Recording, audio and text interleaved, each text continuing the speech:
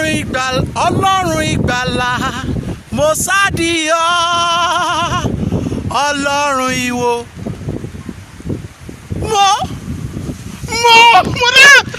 mo dá. Assalamualaikum warahmatullahi wabarakatuh.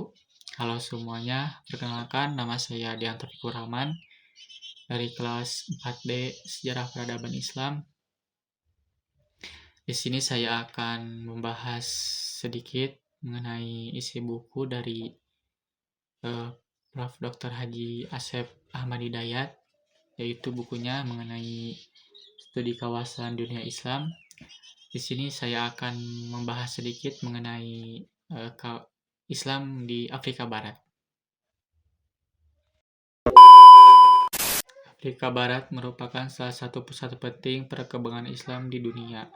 Islam masuk ke wilayah ini bukan melalui penaklukan militer, melainkan melalui jalur perdagangan dari Trans menuju Sahara yang telah berlangsung selama ribuan tahun.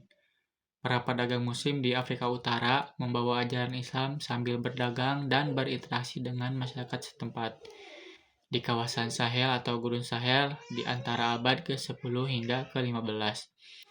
Muncul kerajaan-kerajaan Islam besar yang menjadi pusat perdagangan dan penyebaran Islam, yaitu Kerajaan Ghana, Mali, dan Songhai. Untuk komoditas utama yang diperdagangkan adalah emas, garam, gading, serta hasil bumi lainnya. Kemudian menurut PBB, kawasan Afrika Barat meliputi Benin, Burkina Faso, Cape Verde, Pantai Gading, Ghana, Guinea-Bissau, Liberia, dan lain sebagainya. Luas wilayahnya sekitar 8 juta km persegi, hampir seperempat luas benua Afrika.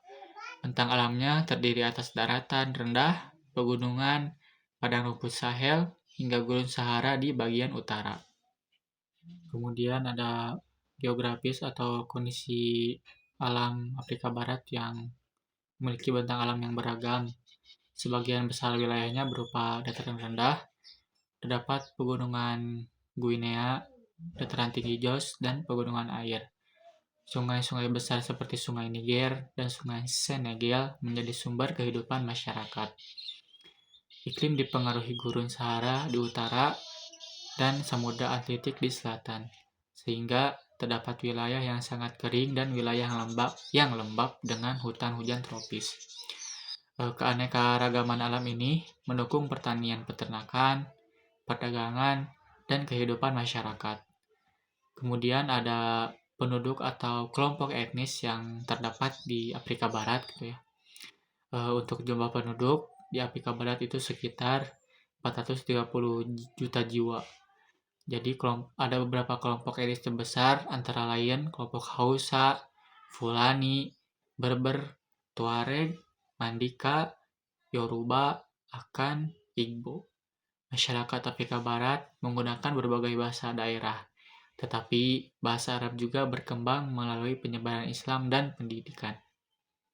Kemudian ada masuk dan berkembangnya Islam di Afrika Barat gitu. Islam berkembang melalui 3 jalur utama. Yang pertama, melalui perdagangan antara perdagangan Afrika Utara dengan masyarakat Afrika Barat. Yang kedua, melalui para sarjana dan pedagang Muslim yang menetap di pusat-pusat perdagangan dan kerajaan sehingga membantu administrasi pemerintahan. Yang ketiga, melalui para ulama atau tokoh sufi yang berdakwah kepada masyarakat. Jadi diperkirakan sekitar 60% penduduk Afrika Barat menganut agama Islam, meskipun di beberapa negara masih hidup berdampingan dengan agama Kristen dan kepercayaan tradisional. Kemudian ada kerajaan yang tadi saya sebutkan gitu ya, yang sangat berperan gitu untuk penyebaran Islam. Yang pertama ada Kerajaan Ghana, merupakan kerajaan awal yang menguasai jalur perdagangan emas dan garam. Islam berkembang melalui para pedagang Muslim, meskipun tidak semua rajanya memeluk Islam. Kerajaan Mali, kemudian ada Kerajaan Mali. Kerajaan Mali mencapai puncak kejayaan pada masa Mansa Musa. Kerajaan ini menjadi pusat perdagangan, pendidikan, dan kebudayaan Islam.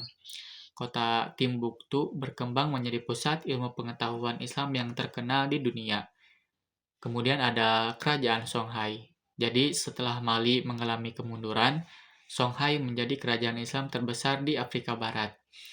Jadi kerajaan ini mengembangkan sistem pemerintahan, perdagangan, serta pendidikan Islam dan menerapkan hukum Islam berdasarkan mazhab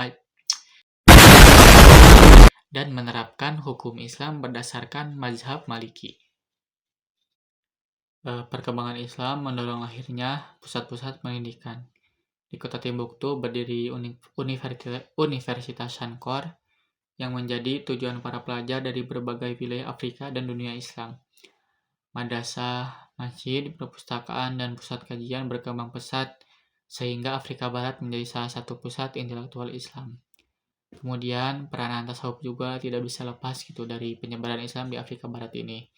Tokoh-tokoh sufi seperti Syekh Kunta dari Qadariyah, kemudian ada Syekh Umar dari Tarekat Tijaniyah, berhasil menyebarkan Islam secara damai melalui dakwah, pendidikan, dan pembinaan kepada masyarakat.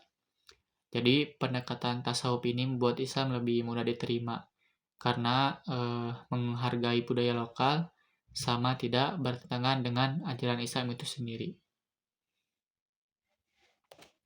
Kemudian ada tantangan terutama pada masa kolonial.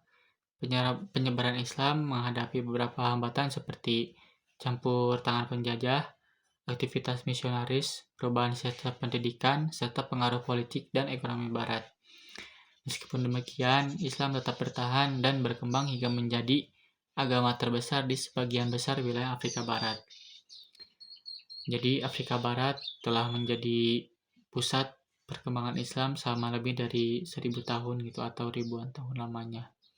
Islam berkembang melalui perdagangan, pendidikan, dan dakwah para ulama tanpa melalui penaklukan militer. Kerajaan Ghana, Mali, dan Songhai menjadi simbol kejayaan Islam di kawasan ini. Hingga sekarang, warisan Islam masih terlihat dari masjid, lembaga, pendidikan, budaya, serta kehidupan masyarakat di Afrika Barat.